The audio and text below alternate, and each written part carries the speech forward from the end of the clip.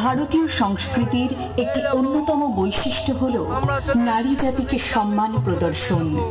শিল্পে, সাহিত্যে, কাব্যে, সঙ্গীতে বারংবার ধ্বনিত হয়েছে নারী জাতিকে মাতৃ সম্বোধন। যে দেশ বা জাতি নারী জাতিকে সম্মান প্রদর্শন করতে পারে না, সেই জাতি বা সেই সভ্যতা কখনোই টিকে থাকতে পারে না।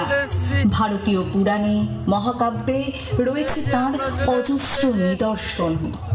নারীর চোখের জলে, নারীর অভিশাপে ধ্বংস হয়ে গেছে কত বড় বড় সভ্যতা।